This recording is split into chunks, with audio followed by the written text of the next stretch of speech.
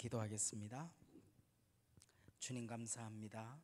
부흥회로 우리를 부르시고 특별히 다음 세대를 위해 섬기는 우리 사랑하는 선생님들이 먼저 헌신하며 예배합니다.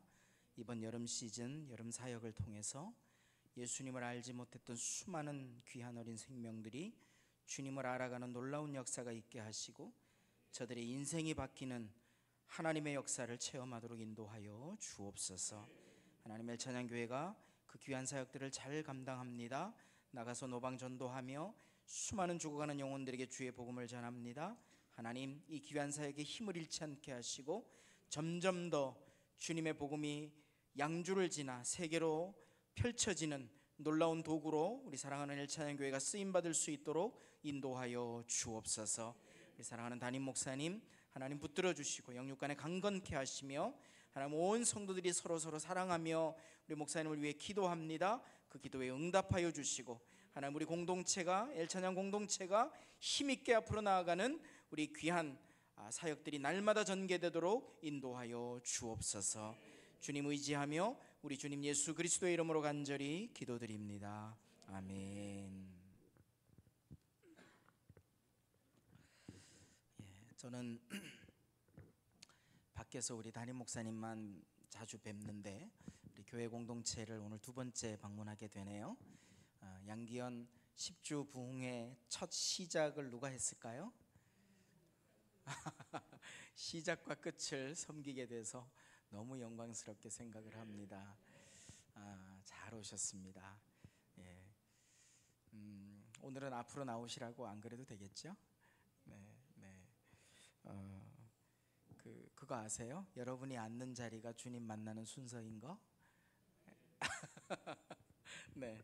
그래서 오늘은 뭐 그대로 계셔서 같이 예배하시면 좋겠는데 기회가 되면 주일 예배 때마다 항상 앞자리 먼저 채우는 우리 엘찬양 가족들 되시기를 예수 이름으로 축원합니다.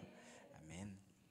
오늘 우리 사회자께서 읽어주신 말씀 출애굽기 3장 5절 말씀 가지고 내 발에서 신을 벗으라 이런 제목으로 말씀을 나누겠습니다.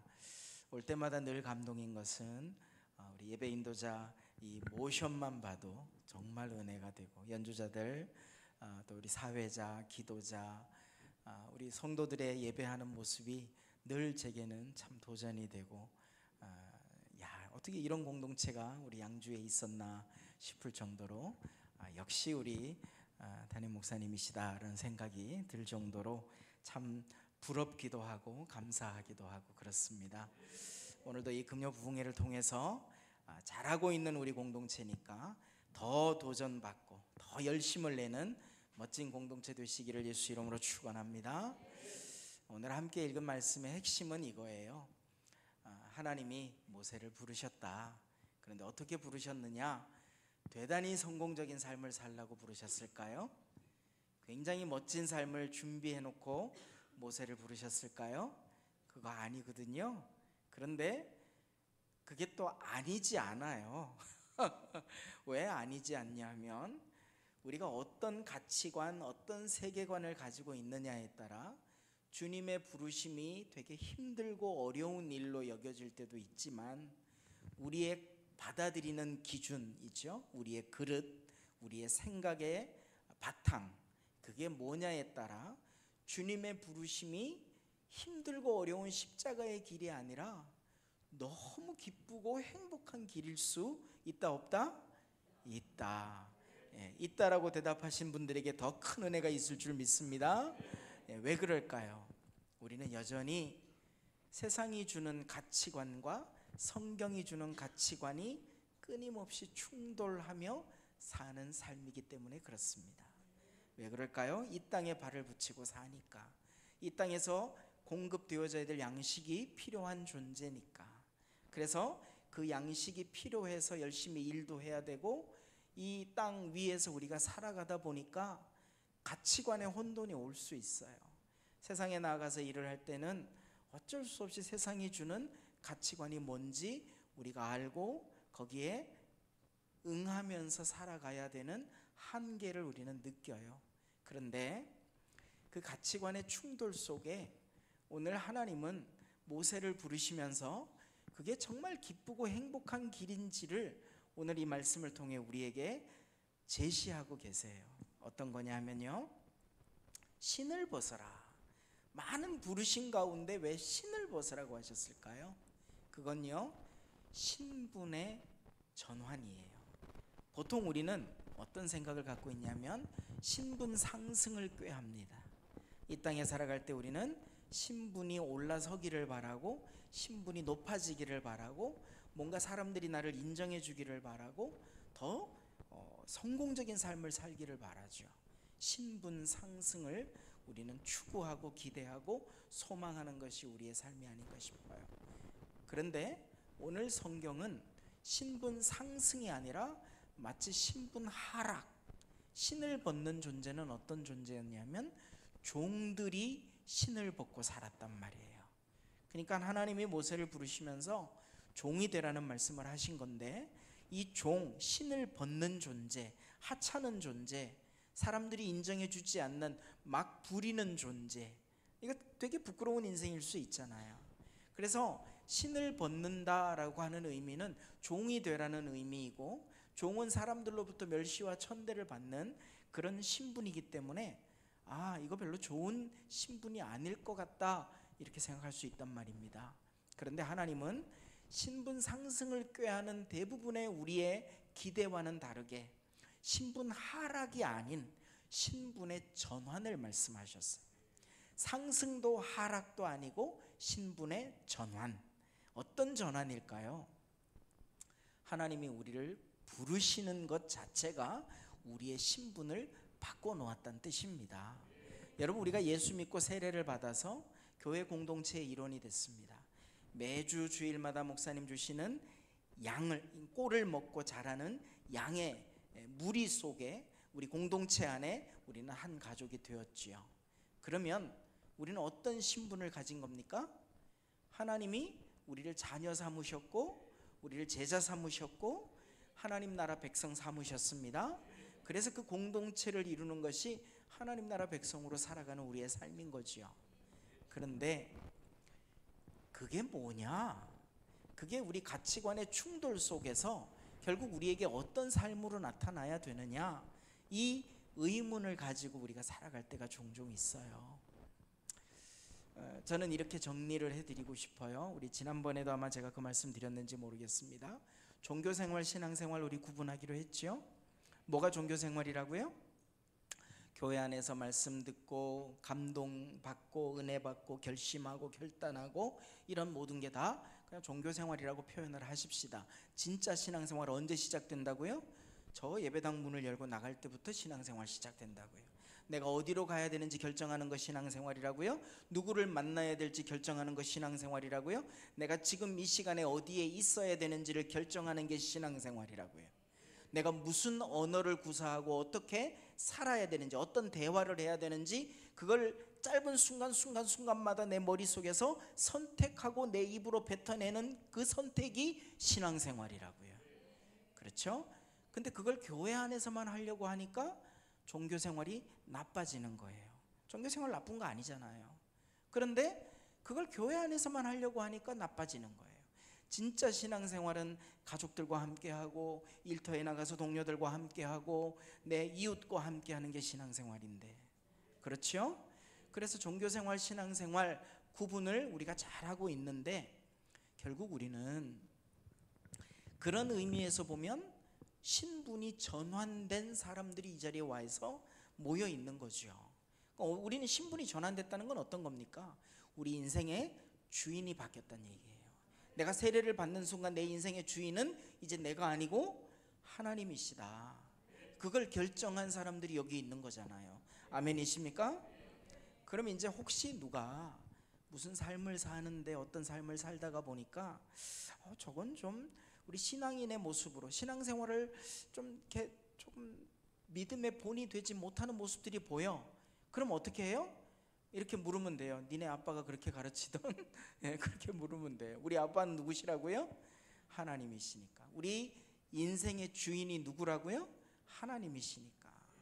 그분이 시키는 대로, 감동 주시는 대로 하면 되는데, 가끔 불뚝불뚝 누가 주인인 것처럼, 내가 주인인 것처럼 내 감정에 튕겨져 나오고, 내가 주인인 것처럼 나의 의지가 나오고 나의 자존심이 나오고 나의 자랑이 나오고 욕망이 나오고 이런 모습들이 우리 안에 있는 거죠. 그게 계속해서 부딪혀 싸우는 거 아닙니까? 그런데 그거를 하나님은 우리를 주인을 바꾼 사람들이 모이는 공동체 일원으로 우리를 부르셨는데, 그런 우리가 여전히 잘 견뎌내고 이겨내고 싸워내고 승리하기를 바라시지만 그렇게 못하는 연약함을 하나님은 아세요. 어떻게 아실까요? 하나님 우리를 지으신 분이니까 아세요. 하나님 우리 주인이시니까 아세요. 그리고 하나님이 우리를 부르신 이유는 우리가 그걸 잘 감당할 만하기 때문에 부르신 게 아니에요. 그걸 우리가 알아야 정말 저분이 주인이시구나 인정해 드릴 수 있어요. 우리 안에 조금이라도 그래도 내가 요만큼이라도 하니까 하나님 날 부르셨지, 이런 마음 들거든요. 되게 교묘합니다. 되게 교활하게 우리 마음에 스며들어와요. 내가 이렇게 목사님 말씀도 잘 듣고 교회 공동체를 잘 세워가려고 애를 쓰니까, 오늘 교사로 이렇게 어려운 중에도 헌신하고 있으니까 하나님 날 불러주신 거지, 나에게 은혜를 주신 거지, 이런 생각이 간혹 들 때가 있어요. 그게 아주 교묘하게 나를 주인 만드는 사단의 전략이었던 거죠. 여러분 이 말씀이 뭐예요? 성경에 있는 그대로예요. 하나님이 아브라함을 선택하셨는데 어떻게 선택하셨어요? 하나님이 아브라함을 믿음의 조상, 탁월한 믿음, 아들까지도 바쳤던 놀라운 믿음의 선택을 했기 때문에 아브라함을 의로 여기셨을까요? 아니에요. 그 전이에요. 아브라함을 선택하신 건 아브라함의 믿음이 드러나기 훨씬 전입니다. 창세기 15장 6절에 보면 로마서에서나 나올 만한 이신칭의의 말씀이 아브라함에게 나와요. 창세기 15장 6절 말씀 보면요, 하나님이 아브라함을 의로 여기셨다, 이렇게 말씀하고 있어요. 아브라함이 하나님을 믿으니까 하나님이 아브라함을 의로 여기셨다는 거예요. 여기서부터 우리가 신분이 바뀐 사람들이 뭘 붙들고 사는지가 명확해지는 겁니다. 우리는 뭘 붙들고 삽니까? 하나님이 의로 여겨주신 걸 붙들고 살아요. 교묘한 생각 갖고 나의 나됨을 드러내는 것, 나의 희생이나 헌신을 그래도 누가 알아줘야지 하는 마음이 교묘하게 자꾸 나에게서 만들어질 때 하나님은 그것까지도 인정하지 않으시는 거예요. 철저하게 하나님은 내가 너를 의로 여긴 것 뿐이야, 그렇게 말씀하고 있다는 겁니다. 로마서 3장 20절부터 보면 율법을 통해 우리가 죄인인 걸 반드시 알게 만드셨어요. 여러분 사도 바울이 뭐라고까지 고백했는지 아십니까?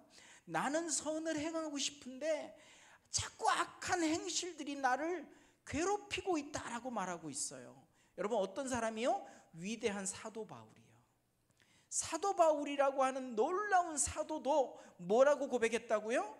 내 뜻대로 안 되네를 고백했다고요. 그러니까 결국 그가 뭐라고 고백했습니까?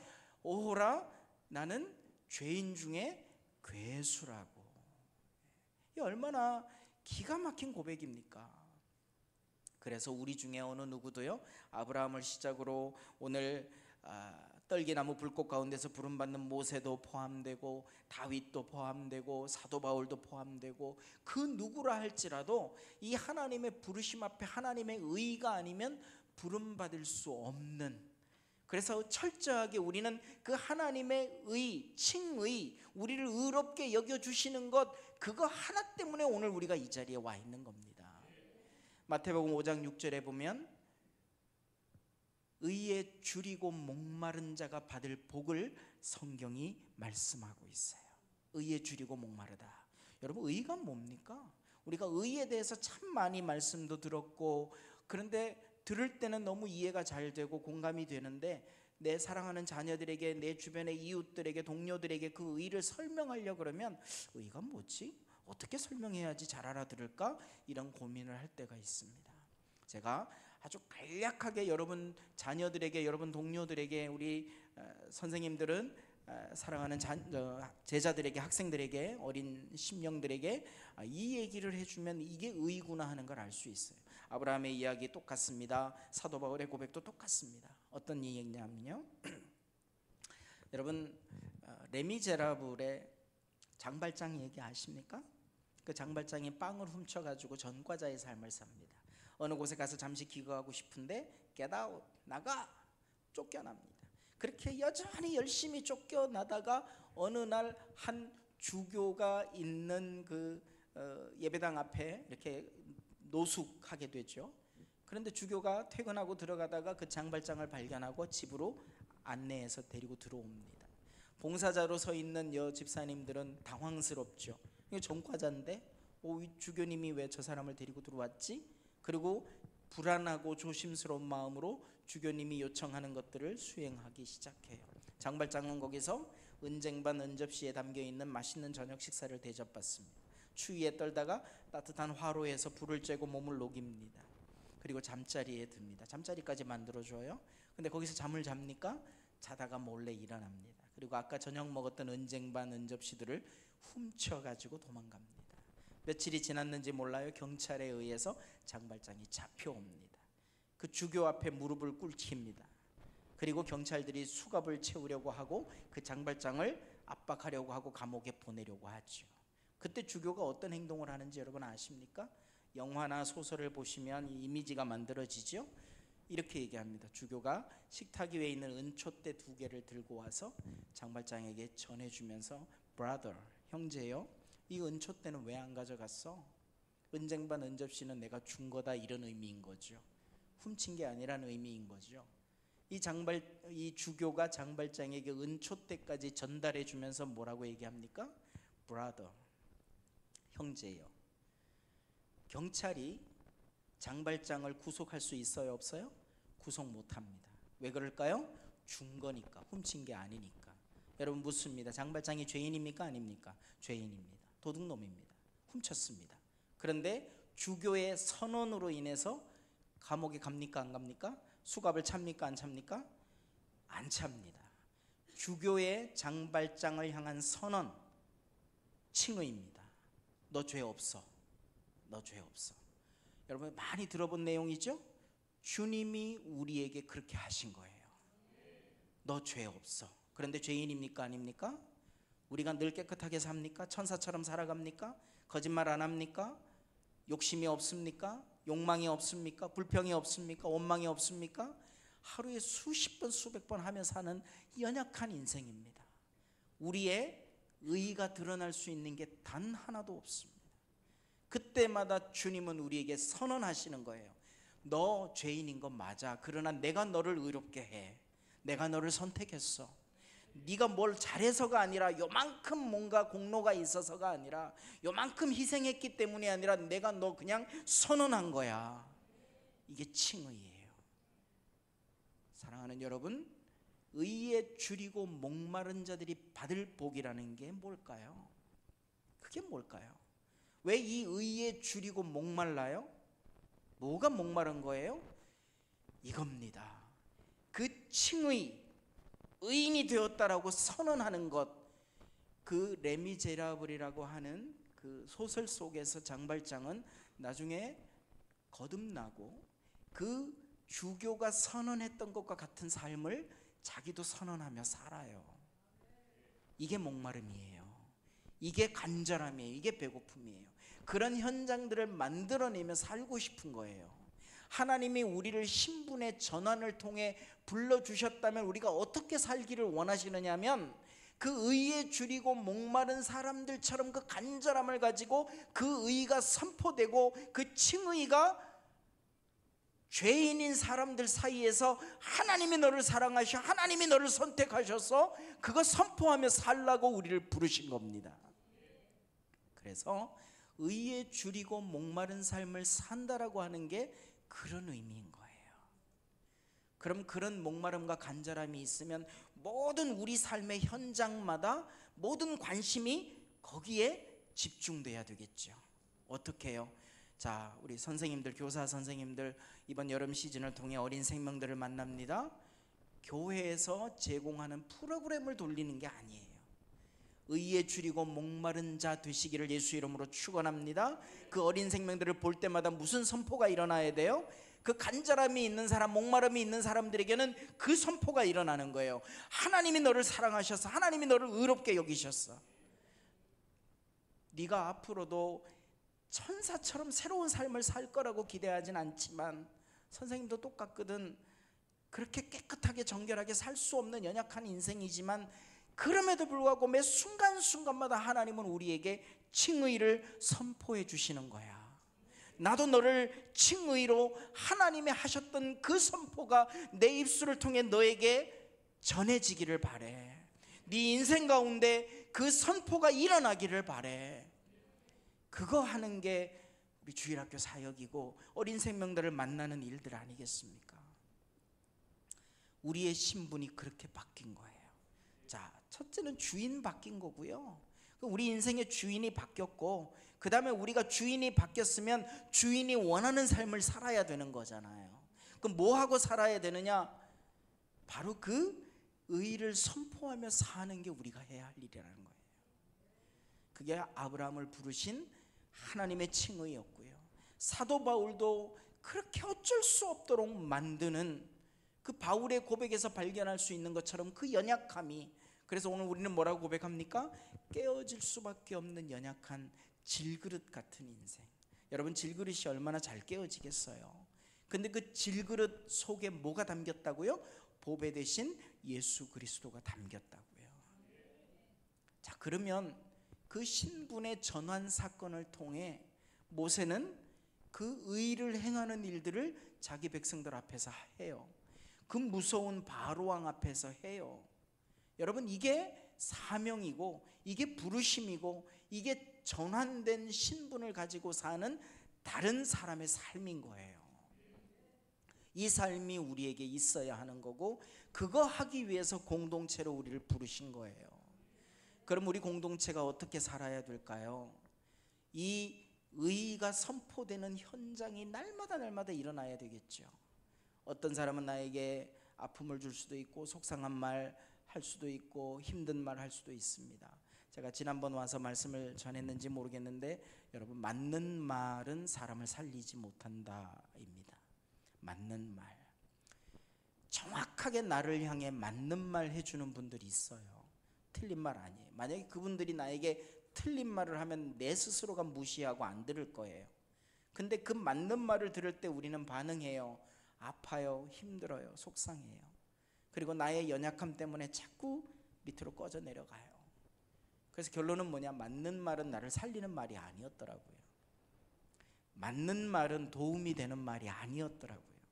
여러분, 교회 공동체 안에서 맞는 말 하려고 애쓰지 마세요. 저 집사님은, 저 권사님은, 저 선생님은 무슨 말을 해도 다 맞는 말을 해. 그거 칭찬으로 들으시면 안 돼요. 맞는 말은 중요하지 않아요. 눈물이 더 중요하고, 가서 손잡아 주는 게 더 중요하고, 함께 눈물을 흘려주고 어깨동무 해주는 게 더 중요해요. 맞는 말은 사람을 변화시키지 못하더라고요. 그런 일들이 공동체 안에서 만들어질 때 우리 어떻게 해요? 이 칭의가 일어나야죠. 그래, 내 마음이 아프지만 하나님이 너를 의롭게 하셨어. 내가 속상하지만 너 나 지금 공격하고 있는 것 같은데, 맞는 말 통해서 나를 어떻게 바꿔보려고 하는 것 같은데, 맞는 말을 통해서 너의 옳음과 지혜로움을 나한테 항변하고 싶은 것 같은데, 내 마음이 아픈데, 속상한데, 내가 너 미워지는데, 그래도 칭의, 하나님이 너를 사랑하셔, 하나님이 너를 선택하셨어, 이렇게 말할 수 있는, 이렇게 대응할 수 있는 공동체의 가족들이 일어나야 하나님 나라가 되지 않겠냐는 것입니다. 여러분, 관절이 굽혀지지 않는 장애를 가진 두 가정이 있었어요. 온 식구들이 관절이 굽혀지지 않아요. 음식 어떻게 먹어요? 이렇게 던져서 먹을 수도 없고, 이게 관절이 가운데 이 팔 관절이 꺾이지 않으니까 어떻게 먹어요? 한 가정은 맨날 깨지고 부서지고 원망하고 불평하고 그런 한 가정이 있고, 다른 한 가정은 똑같은 장애가 있는데 늘 웃음소리가 넘치고 감사가 넘치고 늘 재밌고 행복하고. 어떻게 살까요, 여러분? 간단합니다. 자기 먹으려고 애쓰다가 안 되고, 그렇게 막 깨지고 무너지고, 던져서 입에 들어가면 다행이고 코에 붙고 입에 붙고 그러겠죠. 귀에 붙고 그러겠죠. 그런데 이 관절이 꺾이지 않는 행복한 가정은 어떻게 할까요? 가족들에게 먹여주는 거예요. 입에 넣어주는 거예요. 예. 이 장애를 얼마든지 극복할 수 있는 아름다운 가정의 모습을 한 이야기 속에서 제가 발견하면서 뭐가 느껴졌냐 하면, 그렇구나, 우리 다 장애인 같고 우리 다 아픔이 있고 우리 다 불완전한 사람들인데, 그래서 나에게 초점을 맞추고 내 입에 들어가는 걸 중요하게 여기지 않고 어떻게든 상대방의 입에 하나 넣어주고, 넣어주다가 실수해서 입에 묻고 그래서 웃고, 그냥 파티를 하는 것처럼 그냥 행복한 잔치가 매 식사 때마다 일어나는 얼마나 행복한 모습이겠어요. 뭐 묻었다고 웃고, 자기가 넣어주겠다고 또 막 같이 이렇게 넣어주다가 서로 부딪혀서 웃고. 여러분, 그런 거 한번 상상해 보세요. 관절이 꺾이지 않지만 행복하게 살 수 있구나. 아멘이십니까? 예, 그게 공동체잖아요. 그게 하나님 나라잖아요. 그런데 그 공동체 안에서 나를 너무 힘들게 하고 아프게 하고 그런 인간들이 꼭 있더라고요. 예, 그게 나더라고요. 이런 얘기하면 꼭 여러분 그런 생각 들지 않습니까? 야, 오늘 우리 김 집사가 와서 이 설교를 들어야 되는데. 웃으시는 분들이 네, 꼭 그런 생각이 들어요. 그렇죠? 따라합시다. 그게 나예요. 예, 그게 나예요. 그래서 요나인가 봐. 예, 그래서 요나. 여러분, 그렇게 우리는 불완전한 존재고 장애가 있을 수밖에 없는, 깨어질 수밖에 없는 질그릇 같은 존재지만, 그 안에 신분이 바뀌었기 때문에 그렇게 살아갈 수 있는, 그렇게 살아야 하는 그런 존재라는 것. 그게 오늘 이 말씀들 속에서 담겨 있는 그런 하나님이 우리를 부르신 진짜 목적이고 진짜 우리가 감당해야 될 사명이라는 겁니다. 제 이야기를 조금 하고 오늘 말씀 마치고 싶은데요, 저는 목회자의 아들로 태어났습니다. 그리고 교회 울타리 안에서 자랐고요. 단 한 번 정도 있었나? 뭐 예배를 드리지 않은 주일을 경험해 본 적이 거의 없는 그런 환경에서 자랐습니다. 그러면 제가 지금쯤 아마 천사와 같은 삶을 살고 있어야 되는 거 아닐까요? 그렇지 않았어요. 뭐 말로 다 고백하기에는 너무너무 부끄러운 그런 학창 시절을 보내기도 했고요. 뭐 얘기하면 안 되겠네요. 제가 양주에서 목회하는 한 얘기하면 안 되겠네요. 큰일 나겠네요. 하여튼 그렇습니다. 한 가지 얘기만 할게요. 1999년이었고 2001년이었고 그랬는데, 저는 여의도 순복음교회 기획실장으로 일하면서 그 여의도 광장에 많은 예배자들이 일어나서 예배드리는 걸 되게 사모하고 기대했어요. 그런데 이건 되게 형식적인 표현이었어요. 제 속마음에 뭐가 있었냐면 성공하고 싶었어요. 돈을 벌고 싶었어요. 웃기지 않아요, 여러분? 예배 드리는 걸 잘 만들어서 돈을 번다? 가능해요. 그게 미디어로, 또 그게 문화산업으로 얼마든지 가능합니다. 제가 했던 일이 그런 일들이기도 하고, 굉장히 인정받고 일했던 경력들도 있었고, 하나님이 여지없이 치셨어요. 쫄딱 망했습니다. 예배 갖고 장난치다가, 예배 갖고 음반 만들어서 돈 벌려고 하다가 쫄딱 망했습니다. 그리고 택시기사 3년 했습니다. 빚 갚느라고. 그리고 아주 무진 고생을 했습니다. 믿었던 사람들에게 배신도 당하고요, 경찰에 가서 조사받기도 하고 법원에 들어가기도 하고, 감옥까지는 가지 않았지만 거의 정말 많은 그런 실패들이 있었죠. 그런 좌절들이 제게 있었죠. 그리고 나서 하나님 앞에 예배를 다시 드리는데, 이 직업병이라 그러나요? 어느 기도원에 가서 예배를 드리는데, 그 기도원에 딱 뒤에 가서 앉아 있으니까 다 제가 아는 분들이에요. 저를 알아보신 분들이에요. 예전에 같이 일도 하고 그랬던 분들이에요. 그때가 아마 제가 무슨 Y라는 큰 단체의 캠프 모임에 이제 그 주변에서 제가 그 근처에서 기도하고 있었던 터라, 가까운 기도원에서 그 집회가 일어난다고 하니까 좋아서 그냥 간 거예요. 참가자도 아니었고 강사도 아니었고, 가서 이제 뒤에서 이렇게 앉아 있는데, 이제 예배 시간이니까 예배를 드리게 되잖아요. 근데 그때 직업병이라고 해야 되나? 뭐 음향이며 기타 소리며 뭐 자꾸 제 귀에 뭐가 걸려요. 그래서 왜 저렇게 하지? 뭐 그런 생각이 막 드는 거예요. 저렇게밖에 안 되나? 막 그런 거예요. 이 Y라는 단체가 엄청 그래도 영향력이 있는 단체인데 왜 저렇게 하지? 막 이런 생각이 드는 거예요. 그랬는데 그 순간에 하나님 제 마음에 어떤 마음을 주셨냐면, 너 지금 뭐 하고 있니? 이런 마음을 주셨어요. 너 지금 뭐 하고 있어? 여기 왜 왔어? 너 지금 그 옆에 있는 다른 기도원에서 지금 뭐 하고 있는 거였어? 이런 마음을 주시는 거예요. 뭐 말할 것도 없이 제가 이제 어려움을 겪었고 하나님 앞에 회개하는 그런 시간들이었기 때문에 회개하고 있었던 거잖아요. 근데 그때 그 마음을 주시는데 제가 그 자리에서 꼬꾸라졌어요. 보통 음향이 저 뒤쪽에 있으면 음향 부스 옆에 이제 방석 이렇게 놓고 이제 무릎 꿇고 예배를 드리고 그런 환경이었는데, 그 음향 옆에 방석에서 저도 모르게 꼬꾸라져서 기도를 하는데, 여러분 사람의 몸이 뜨거워지니까 이 얼굴의 모든 구멍마다 물이 쏟아지는 거 아세요? 눈에는 눈물, 코에는 입에는 죄송해요. 뭐 감당할 수 없을 정도로 쏟아지더라고요. 콧물이 쏟아지는데 막 저도 모르게 이렇게 흔들었나 봐요. 흔들었는데 콧물이 여기 매달려 갖고 대롱대롱 흔들려 그러고 있었어요. 근데 뭐 이렇게 그렇게 하여튼 정말 엄청 다 집회 끝나고 다 돌아가고 불 꺼진 상태까지 제가 그렇게 기도하고 있었어요. 혼자서 회개하면서. 그리고 이제 그 다음 날 거기 스텝을 만났는데 너무 제가 부끄러워 갖고 얼굴 들고 인사를 못할 정도로 그런 예배를 한번 경험했던 적이 있었거든요. 하나님 앞에 예배하는 기쁨이라는 게 이런 거구나. 공동체가 모여서 신분이 다른 사람들이 같은 주인이신 하나님을 높여드린다는 게 이런 거구나.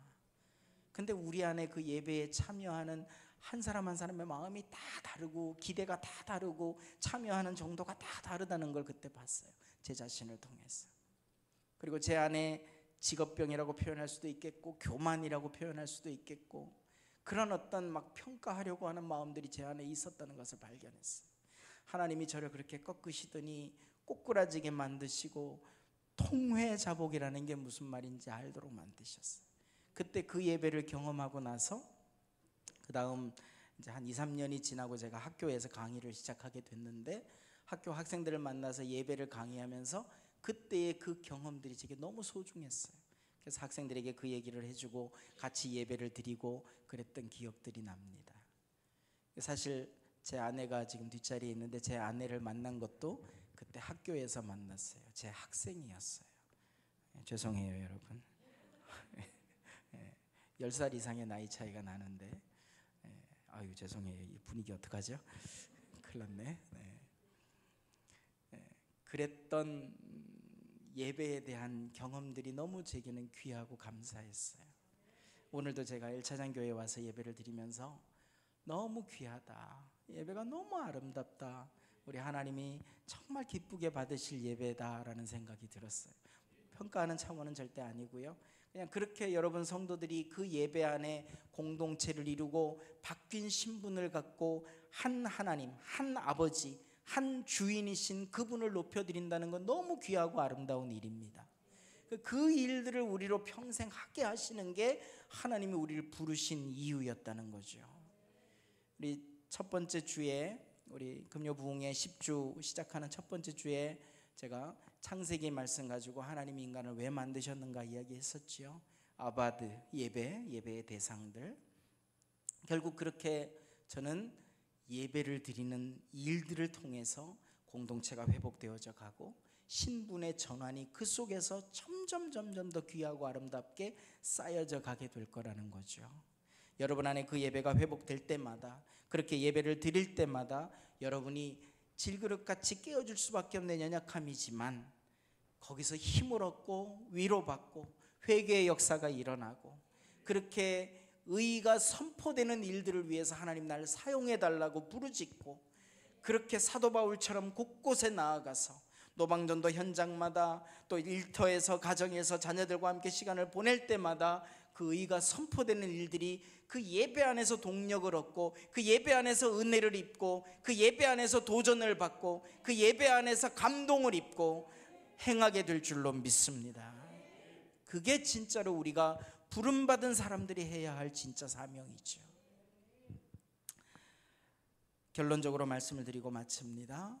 오늘 우리 한 사람 한 사람이 그렇게 하나님 앞에 그 칭의의 결과로 우리가 이 자리에 있구나.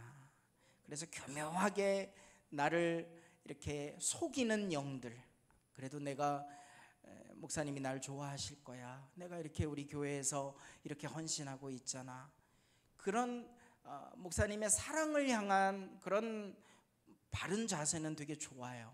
그런데 나를 드러내고자 하는 마음이 요만큼이라도 생기면 외치셔야 돼요. 사탄아 물러가라. 그리고 공동체를 세워가는 일에 죽는 사람이 많아지면 많아질수록 공동체는 행복해집니다. 공동체를 세워가는 일에 높아지는 사람이 많아지고 공로자들이 많아지고 인정받고 싶은 욕망들이 커질 때마다 공동체는 깨질 수 있어요. 그래서 그럴 때마다 나를 쳐서 복종시키고 하나님의 칭의지, 여기서 필요한 건 칭의지, 나의 나됨이 아니라 칭의야, 이렇게 말할 수 있는 사랑하는 성도들 다 되시기를 예수 이름으로 축원합니다. 우리 한번 기도하실까요? 연주 부탁드리고요, 찬양팀도 나오셔도 좋고요. 우리 함께 이 시간 기도할 때 하나님의 이 칭의가 이루어지는 그런 현장들 내 일상 속에서 매일매일 만나게 해주세요. 자녀들 만날 때마다 부모로서 이 칭의가 일어나게 해주세요. 사랑하는 주일학교 제자들, 어린 심령들 만날 때마다 교사로서 이 칭의가 일어나게 해주세요. 내 남편이 아직까지 바르게 신앙생활 하지 못하는데 내가 남편을 억지로 어떻게 할 수 없잖아요. 하나님의 칭의가 우리 가정에 일어나게 해주세요. 사랑하는 아내에게 동일한 역사가 일어나게 해주세요. 일터에 나가서 동료들 만날 때마다 이 칭의가 일어나게 해주세요. 그게 신분 전환된 사람들의 삶 아니겠습니까? 우리 주여 한번 외치면서 그 심령들을 향해 우리 한번 합심하여 기도하겠습니다.